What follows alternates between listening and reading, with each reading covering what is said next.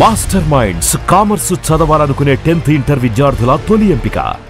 ఆంధ్రప్రదేశ్ రాజధాని అమరావతిలో అంతర్జాతీయ విమానాశ్రయానికి ఒక అడుగు ముందుకు పడింది.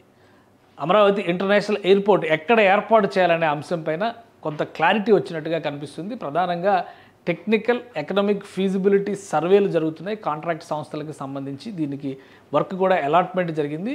ఏ ప్రాంతంలో ఏర్పాటు చేయాలనే దానిపైన ఒక కన్క్లూజన్ వచ్చినట్టుగా సమాచారం వస్తుంది. అయితే అధికారికంగా ఇంకా దీన్ని ప్రకటించాల్సి ఉంది. ప్రస్తుతం మనకు ఉన్నటువంటి సమాచారం ప్రకారం చూస్తే కనుక అమరావతి ఇంటర్నేషనల్ ఎయిర్పోర్ట్ విజయవాడ గుంటూరు హైవేకి మధ్యలో వచ్చేటువంటి అవకాశాలు కనిపిస్తున్నాయి. హైవేని ఆనుకుని ఈ ఇంటర్నేషనల్ ఎయిర్పోర్ట్ని సజెస్ట్ చేస్తున్నట్టుగా సమాచారం వస్తుంది. ఒకసారి పరిశీలిద్దాం ఎక్కడ ఉండొచ్చు విమానాశ్రయానికి సంబంధించి. ఇది ఓవరాల్గా అమరావతి రీజియన్కి సంబంధించినటువంటి మ్యాప్ను మనం ఒకసారి చూస్తే కనుక ఇది సీడ్ క్యాపిటల్ ఏరియా కింద చెప్తున్నారు. దీనికి అన్ని వైపుల నుంచి చూస్తే ఎటువైపు నుంచి చూసినా కానీ విజయవాడ గుంటూరు, ఇటువైపు నుంచి చూస్తే గుంటూరు, ఇటు నుంచి చూస్తే విజయవాడ, అలానే ఇటువైపు నుంచి చూసినప్పుడు హైదరాబాద్ నుంచి వచ్చేటువంటి మార్గాలు ఇలా రావచ్చు. సో రహదారి వ్యవస్థలు చాలా వచ్చినాయి. అలానే గుంటూరు వైపు నుంచి రాయలసీమ కనెక్టివిటీ ఉంది. ఇక ఇటు నేరుగా విశాఖపట్నానికి వెళ్ళేటువంటి మార్గం ఉంటుంది. సో ఈ మొత్తాన్ని పరిశీలనలోకి తీసుకున్న తర్వాత ఇంటర్నేషనల్ ఎయిర్పోర్ట్ అమరావతి కట్టాల్సిందే అని 2019 నాటికే డిసైడ్ చేశారు. దానికి సంబంధించినటువంటి ప్రాథమికమైనటువంటి కొన్ని వర్క్స్ కూడా కంప్లీట్ చేసింది రాష్ట్ర ప్రభుత్వం. అయితే 2019 నుంచి 2024 వరకు అమరావతి పూర్తిగా అటకెక్కినటువంటి పరిస్థితి అందరికీ తెలిసిందే. ఇప్పుడు తాజాగా తీసుకున్నటువంటి నిర్ణయాల మేరకు భవిష్యత్ అవసరాలు ఒక 50 ఏళ్ల ప్రణాళికను దృష్టిలో పెట్టుకొని చూస్తే కనుక అంతర్జాతీయ విమానాశ్రయాన్ని ఇక్కడ ఏర్పాటు చేయాల్సిన అవసరం ఉందని చెప్పని ఎన్డీఏ ప్రభుత్వం భావిస్తుంది. అందులో భాగంగానే ఈ టెక్నో ఎకనామిక్ ఫీజిబుల్ సర్వేస్ పైన ఫోకస్ పెట్టింది. సో వీళ్ళు సజెస్ట్ చేస్తున్నటువంటి అంశాల ప్రకారం చూస్తే అమరావతికి ఆగ్నేయ భాగంలో ఉన్నటువంటి ప్రాంతంలో, అంటే ఇటు గుంటూరు ఫస్ట్ ఎక్స్పెక్టేషన్స్ ప్రకారం ఏంటంటే అందరూ అనుకున్నది ఈ తాడికొండ ప్రాంతంలో పెడతారు. ఎందుకంటే ఇక్కడ అమరావతి రైల్వే లైన్ వస్తుంది. అమరావతి రైల్వే స్టేషన్ ఇక్కడ పెద్ద భారీ హబ్ కింద, అక్కడ లాజిస్టిక్ హబ్ కింద తయారవుతుందని చెప్పి అంచనాలు వేశారు. కాబట్టి యాక్సెసిబిలిటీ ఉంటుంది, ఇక్కడ పెడదాం అనేటువంటి ఆలోచన చేశారు. అయితే ఇప్పుడు వ్యూహాత్మకంగా ఈ ప్రాంతంలో వచ్చినటువంటి సాయిల్ అంటే నేల బాగా గిడసబారినటువంటి నేల, అక్కడ చిన్న చిన్న గుట్టలు రాళ్ళులాగా ఉండేటువంటి ప్రాంతాలు ఎక్కువగా ఉన్నాయి. వీటన్నిటిని దృష్టిలో పెట్టుకుని ఫ్లాట్ ల్యాండ్స్ అంటే మైదాన భూములను వెతుకుతూ నంబూరుకి ఆగ్నేయంగా ఒక ప్రాంతాన్ని సెలెక్ట్ చేసినట్టుగా తెలుస్తుంది. ఇక్కడ ఏర్పాటు చేస్తే ఇటు గుంటూరు నుంచి, అలానే ఇటు అమరావతి నుంచి, ఇటు తెనాలి నుంచి రావడానికి, తెనాలి ఇక్కడ ఉంది, తెనాలి నుంచి రావడానికి యాక్సెసిబిలిటీ ఉంటుందని చెప్పని భావిస్తున్నారు. విజయవాడ ఎయిర్పోర్ట్ని డొమెస్టిక్ ఎయిర్పోర్ట్గా భవిష్యత్ అవసరాలకు తగ్గట్టుగా ఉపయోగించడానికి ఛాన్సెస్ ఉంటాయని భావిస్తున్నారు. అలానే ఈ టెక్నో ఎకనామిక్ ఫీజిబుల్ సర్వేస్లో ఎలాంటి ప్రతిపాదనలు చేశారో ఒకసారి దాన్ని కూడా మనం విశ్లేషిద్దాం. ఇది Amaravati proposed site for development of Amaravati airport. ఈ ఎయిర్పోర్ట్కి సంబంధించినటువంటి నమూనా ఇది. ఇక్కడ చూస్తే మనకి నంబూరు కనిపిస్తుంది. నంబూరుకి ఆగ్నేయంగా ఈ ప్రాంతంలో ఈ డిజైన్ని రూపొందించడం, అంటే ఈ ఎయిర్పోర్ట్కి సంబంధించి ఏ విధంగా ఉండాలి, ఇది టెర్మినల్కి సంబంధించినటువంటి నమూనా. దీనికి కొన్ని ప్రణాళికల్లో కూడా కొంత క్లారిటీ వచ్చేసింది. టెర్మినల్ ఒక 4,000 నుంచి 5,000 ఎకరాల భూమి ఇక్కడ సేకరించాల్సి ఉంటుంది. 4 నుంచి 5,000 ఎకరాలు. అలానే ఈ భూమి సేకరణ అంటే ఇన్ని ఎకరాలు మనం ల్యాండ్ పూలింగ్ సిస్టంలో వెళ్తే కనుక 5,000 ఎకరాలు అంటే దాదాపు 25,000 ఎకరాలు సేకరించాల్సిన అవసరం ఉంటుందని చెప్పని రాష్ట్ర ప్రభుత్వం చెప్పింది. ల్యాండ్ పూలింగ్లో ల్యాండ్ ఓనర్స్కి కూడా బాగా ఉంటుంది. డెవలప్ చేసిన తర్వాత ల్యాండ్ ఓనర్స్కి ప్రత్యేకంగా ల్యాండ్ అలాట్మెంట్ చేయాల్సినటువంటి అవసరం ఉంటుంది. కాబట్టి 25,000 ఎకరాలు అయితే పూలింగ్ ద్వారా తీసుకుంటే, అదే భూసేకరణ ద్వారా ల్యాండ్ ఎక్విజిషన్ ద్వారా తీసుకుంటే కనుక అంత అవసరం ఉండకపోవచ్చు. సో ఇప్పుడు చాలామందికి డౌట్ రావచ్చు అమరావతిలో ఎయిర్పోర్ట్ ఎందుకు అని చెప్పని. ఈరోజు వచ్చినటువంటి ఒక కొత్త న్యూస్ ఏంటంటే 2026-29 మధ్య హైదరాబాద్ ఇంటర్నేషనల్ ఎయిర్పోర్ట్, ప్రస్తుతం ఉన్నటువంటి శంషాబాద్ ఇంటర్నేషనల్ ఎయిర్పోర్ట్ని మరొక ఫేజ్ విస్తరణకి వెళ్ళబోతున్నారు. మరొక రన్వే నిర్మించబోతున్నారు. 1,500 నుంచి 1,600 కోట్ల రూపాయలని జిఎంఆర్ గ్రూప్ ఇన్వెస్ట్ చేయబోతుంది. ఆల్రెడీ 2,94,00,000 మంది ప్రయాణికుల్ని ప్రయాణం సంవత్సరానికి 2,94,00,000 మంది ప్రయాణికుల్ని ప్రస్తుతం హైదరాబాద్ ఇంటర్నేషనల్ ఎయిర్పోర్ట్ హ్యాండిల్ చేస్తుంది. దీని కెపాసిటీ గతంలో నిర్మించినప్పుడు 3,20,00,000 మంది ప్రయాణికుల్ని హ్యాండిల్ చేసే కెపాసిటీతో నిర్మించారు.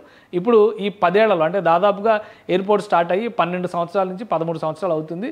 ఈ 13 ఏళ్లలో వచ్చిన ప్రోగ్రెస్ను దృష్టిలో పెట్టుకొని రాబోయేటువంటి భవిష్యత్ అవసరాల కోసం దీని కెపాసిటీని మరింత ఎన్హాన్స్ చేయాలని డిసైడ్ చేశారు. కాబట్టి భవిష్యత్ అవసరాలు ఎలా మారుతాయి అనేది ఎవరు చెప్పలేరు. అందుకనే అమరావతి ఇంటర్నేషనల్ ఎయిర్పోర్ట్ పైన రాష్ట్ర ప్రభుత్వం ఫోకస్ పెట్టింది.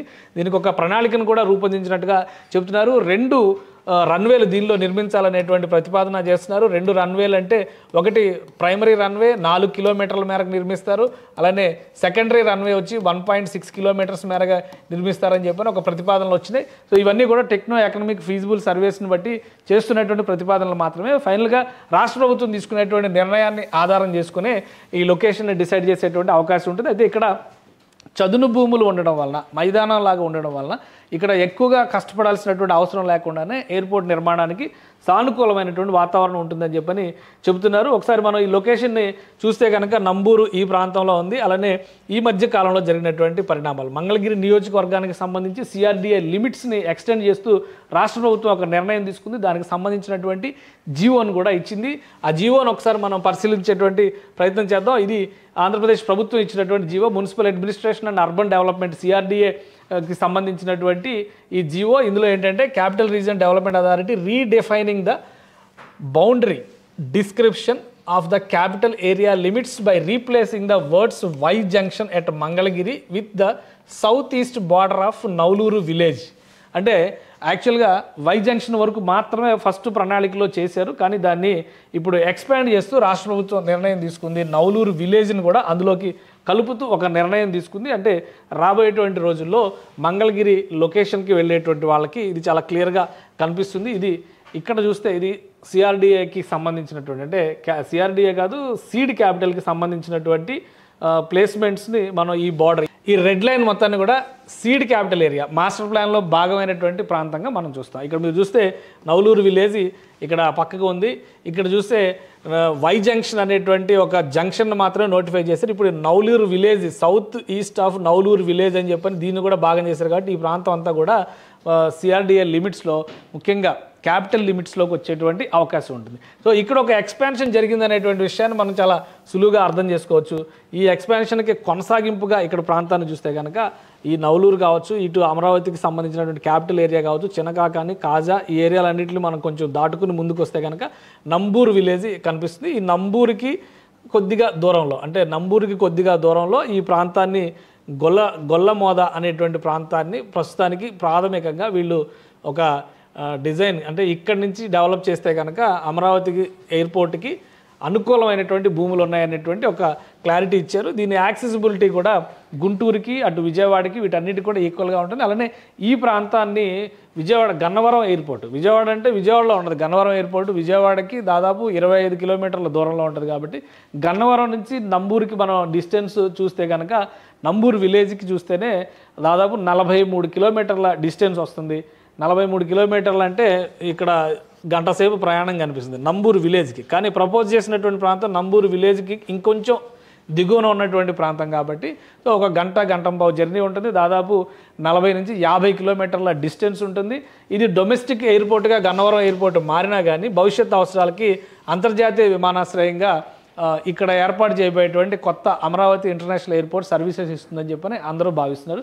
సో జాగ్రఫీ పరంగా ఒక ప్రతిపాదనని రాష్ట్ర ప్రభుత్వం ముందర ఈ కన్సల్టెన్సీ సంస్థ ఉంచబోతోంది. రాష్ట్ర ప్రభుత్వం కనుక దీనికి ఆమోద ముద్ర వేస్తే ఏపీసీఆర్డీఏ ద్వారా భూసేకరణ ప్రక్రియకి నాంది పలికేటువంటి అవకాశం ఉంది. భూసేకరణ అంటే 4,000 నుంచి 5,000 ఎకరాల ఎయిర్పోర్ట్కి కావాల్సినటువంటి అవసరం ఉంది. కాబట్టి మొదటి దశ ఇప్పుడు ఈ మనం భోగాపురం ఇంటర్నేషనల్ ఎయిర్పోర్ట్ గురించి మాట్లాడతాం. 1999లో మొదటిసారిగా ఈ ప్రపోజల్ వచ్చింది. అప్పటి నుంచి దశల వారీగా భూసేకరణ ఈ ప్రక్రియలన్నీ జరిగి ఇప్పుడు కన్స్ట్రక్షన్లో కంప్లీట్ అవడానికి 2026లో అక్కడ విమానం ఎగురుతుంది అనేటువంటి ఒక అంచనా వచ్చింది. కాబట్టి అమరావతి ఇంటర్నేషనల్ ఎయిర్పోర్ట్కి ఈ రోజు ప్రతిపాదనలు చేస్తే వచ్చే సంవత్సరం ఓపెన్ అవుతుందని చెప్పి అనుకోవడానికి అవకాశం లేదు. ఈ డెవలప్మెంట్కి సంబంధించి కనీసం 10 నుంచి 15 సంవత్సరాలు పట్టేటువంటి ఛాన్సెస్ ఉండొచ్చు. అప్పటి వరకు కూడా ఇంటర్నేషనల్ ఎయిర్పోర్ట్ కింద విజయవాడ సమీపంలో ఉన్నటువంటి గన్నవరం ఎయిర్పోర్టే సర్వీసెస్ అందిస్తుంది. భవిష్యత్ అవసరాల రీత్యా మాత్రమే దీన్ని ఒక ఫ్యూచర్ ప్లాన్ కింద ఆంధ్రప్రదేశ్ ప్రభుత్వం భావిస్తుంది. కాబట్టి ఇప్పుడు ఇచ్చేటువంటి ప్రతిపాదనలను పరిశీలించిన తర్వాత రాష్ట్ర ప్రభుత్వం ఆమోద ముద్ర వేస్తే కనుక తక్షణమే ల్యాండ్ ఎక్విజిషన్కి వెళ్ళేటువంటి అవకాశం ఉంది. సుమన్ టీవీలో మీ పర్సనల్ అండ్ బిజినెస్ ప్రమోషన్స్ కోసం కింది నెంబర్కి కాంటాక్ట్ చేయండి.